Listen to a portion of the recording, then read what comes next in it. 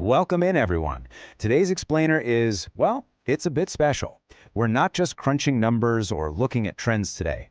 Instead, we're taking a guided, digital pilgrimage straight to the spiritual heart of the famous Kalibari Temple right in Dwarka Sector 12. So, if you've been feeling even just a little overwhelmed by the sheer, exhausting speed of modern life, I want you to just take a deep breath with me right now. Okay? We're going to unpack the history, the rich symbolism, and those deeply grounding lessons that this incredibly sacred space has to offer us. Just picture Delhi for a second. It's a city of absolute incredible hustle, right? Relentless traffic, constant noise. Your own days are probably jam-packed with deadlines, endless notifications, a to-do list that just never seems to end. But what if you could step through a hidden doorway right in the dead center of all that chaos? Like, have you ever really imagined a physical space where all of that urban static just completely drops away and you're left with nothing but pure, absolute peace and devotion? Because that is exactly the experience we're diving into today.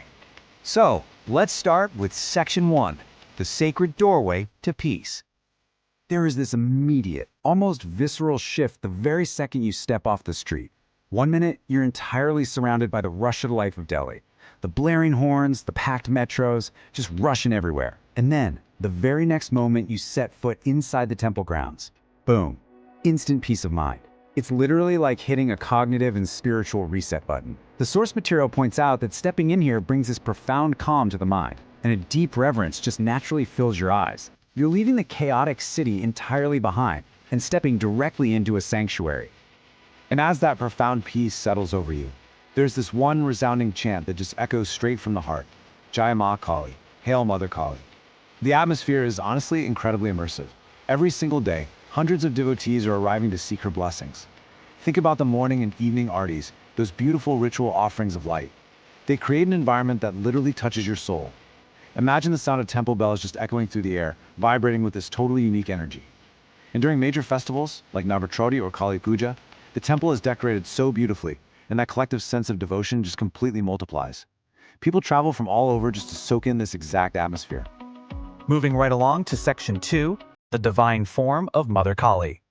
Now, there is a really huge misconception out there about Mother Kali. A lot of people misunderstand her purely as this frightening goddess of destruction. But her dark form, her Kali Swarup, is actually representing something incredibly positive. It's deeply purifying.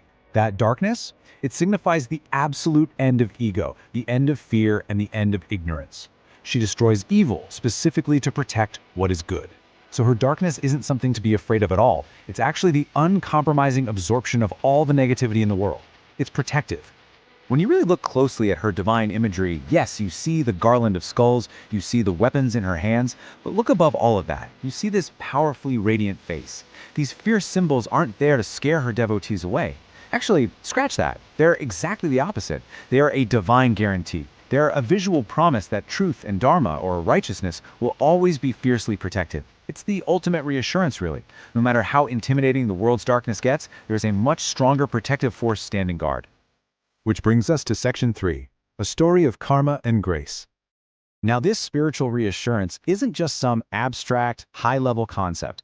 It has super practical applications for us every single day.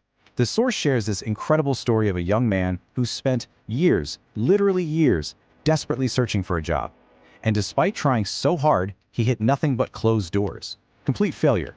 He was drowning in this deep despair and frustration, just totally exhausted by the endless cycle of trying and failing. It's a very grounded, very real experience of just hitting absolute rock bottom. We've all kind of been there in some way, right? So driven to his absolute breaking point, he goes to the temple, and he just entirely surrenders his burden. He says, "Mother, now everything rests in your hands." And I want to be clear here, this wasn't him throwing in the towel in life. This was him letting go his crippling anxiety. It was a profound, heartfelt moment of total surrender. He was finally releasing his ego and his intense fear of the future. But here's the absolute best part. Surrendering didn't mean he just went home, sat on the couch, and waited for a magic miracle to happen. No way. His devotion gave him the courage to drop his despair, but he kept working. He kept putting in the effort. And eventually, a massive, life-changing opportunity did come his way. When he finally found that success, he credited both Mother Kali's grace and his own relentless effort. It's a brilliant illustration of balance, you know? Devotion cures our anxiety and gives us strength, sure, but it's our karma. our continuous disciplined action that actually manifests the success. Let's look at how to apply this in Section 4, True Worship and Good Deeds. So how do we build a framework for our own lives based on this?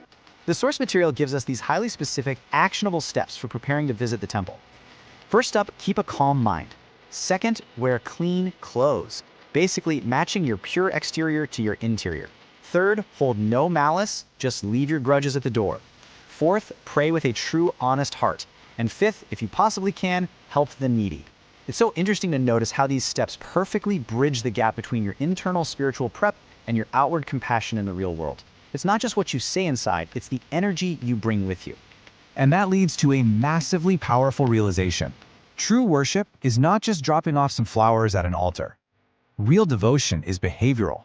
It's something you do out in the real world through good deeds, through genuinely kind behavior, and by stepping up to help the vulnerable.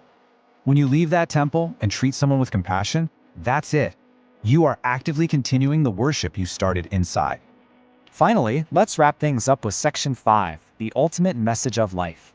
When you boil it all down, Mother Kali's ultimate teaching is this stark duality.